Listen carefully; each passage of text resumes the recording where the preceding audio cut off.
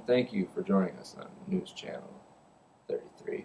Tonight we'll be reporting on Etta Barrett, the first African American to perform at the White House, as well as the new African American Civil Rights Group, and more coverage on last night's Detroit race ride.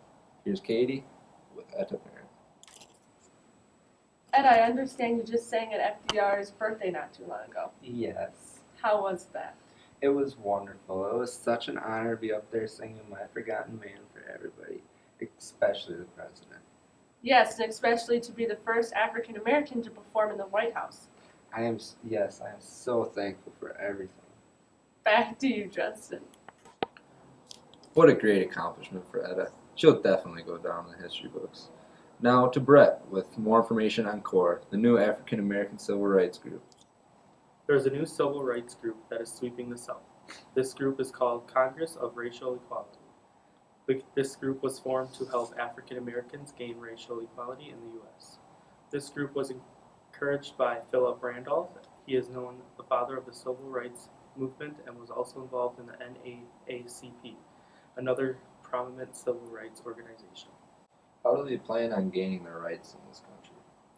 CORE gets their inspiration from Gandhi's teaching of nonviolence. They plan on using nonviolent civil disobedience to challenge the racial segregation in the United States. Now over to Katie with Philip Randolph, the proclaimed father of the civil rights movement. Thank you, Justin. Philip, thank you for joining me tonight. It's an honor to have you. Thank you. It's a pleasure to be here. You're a supporter of CORE, correct? Yes, absolutely. What can we expect from CORE in the future? CORE is definitely going to stir up some emotions in the next few years. We are going to be challenging segregation in public schools, jobs, and housing. How does CORE plan to overcome the many laws supported by racial segregation, such as the Jim Crow laws? We are going to look for the community for help. You will see transfer petitions, community rallies, and meetings to educate the people about segregation and equip them for the challenges ahead. Are you confident that these measures will work to bring racial equality to the U.S.? I am. I have an excellent team working with me, and I know we will overcome racial segregation. I wish the best of luck to you, Philip. Back to you, Justin. Thanks, Katie. Now we have a message from the War Department. Hiya, fellas. Do you want to be tough like Joe Louis, the world's heavyweight champion? Then march on down to your local recruiting office and enlist today. Join your brothers in arms and defeat the evil Axis powers and make your country proud. This message was brought to you by the War Department.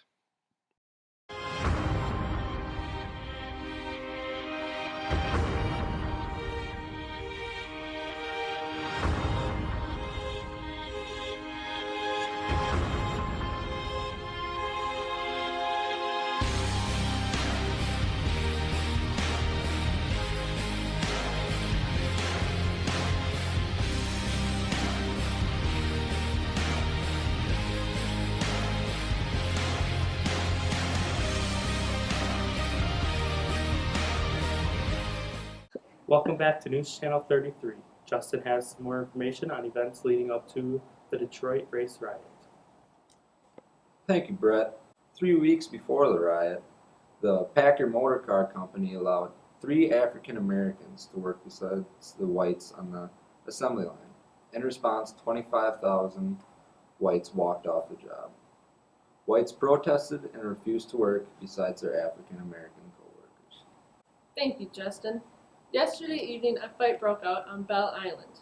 The cause of this fight was because Detroit auto factories started to manufacture materials for the war. Workers were needed, and many African Americans came in search of jobs. Tensions grew when whites and African Americans began to compete for those jobs. 34 people died, 25 being African American. 17 of them were shot by police officers. Hundreds were arrested, 85% of them being African American. Here are some pictures taken from the scene. Detroit's sudden increase of jobs brought many people to the north. People of all races were promised higher wages in the north, but soon found out the north was just as bad as the south for racial inequality. The Detroit race riot caused $2 million worth of damage. It took 3 days for federal troops to gain control of the situation. The Axis powers took note of the riot and described it as an example of an internal disorganization of a country torn by social injustice, race hatreds, regional disputes, the violence of an irritated proletariat, and the gangsterism of a capitalistic police. I'm sure we will hear more about these violent riots in FDR's fireside chats. Yes, we probably will. So stay tuned to your radios. That's all for tonight's news. Thank you for watching and good night.